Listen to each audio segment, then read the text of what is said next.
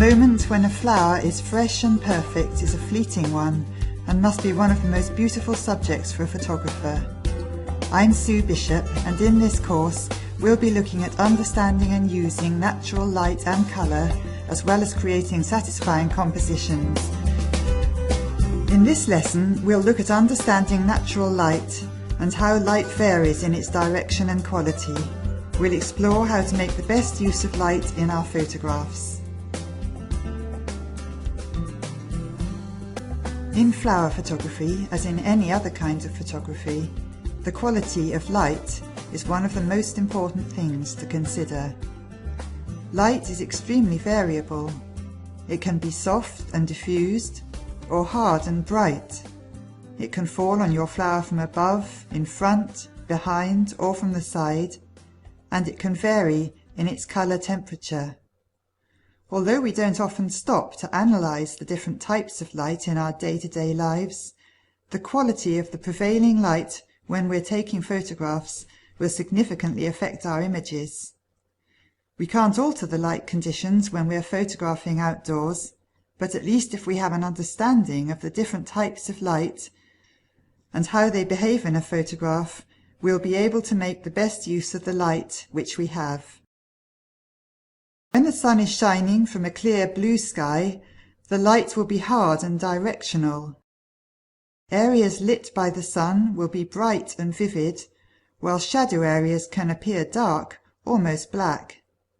This is a very contrasty kind of light, and in a photograph it can sometimes result in highlights being very light, almost burnt out, and shadow areas being dark and blocked up if the contrast range is too great for the camera to cope with.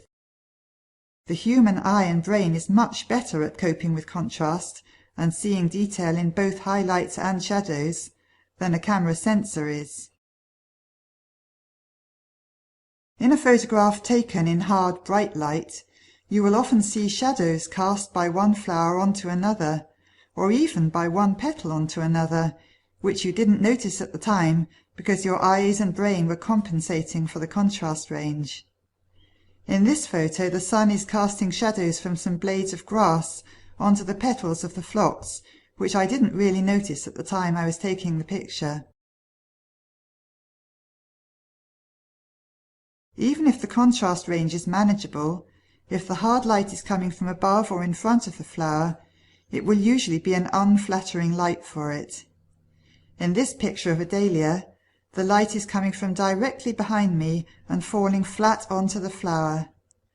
Light from this direction is known as front light. Notice how the petals look almost dusty and the shape and colour of the bloom are not shown to their best advantage. In addition to this, the light is also falling on the foliage behind the flower, which appears rather bright and lurid. For this second photo of the same flower, I changed my position so that the light is now coming from my side and slightly in front of me at about 11 o'clock. This has completely changed the resulting image. The petals now look much richer in colour, and the sun is rim lighting the petals, giving much more of a sense of the three-dimensional shape of the dahlia. It's also no longer falling directly onto the leaves behind it, so that they are much less distracting to the eye. So when you're photographing in a hard directional light, it's important to consider the direction which the light is coming from. We've seen that hard front light is generally not a flattering light for a flower. However, a bright light coming from behind the flower, known as backlighting, can be a different matter. The next pair of photos shows the different effects of front and back lighting. I took this first picture with the sun coming from behind me and falling directly onto the tulips. The effect is not good, revealing all the blemishes and imperfections and making the flowers look rather tired and past their best. For the second photo, I moved to the other side of the flower bed and photographed the same tulips from the opposite direction, looking towards the sun so that the flowers were backlit. This has created an entirely different image.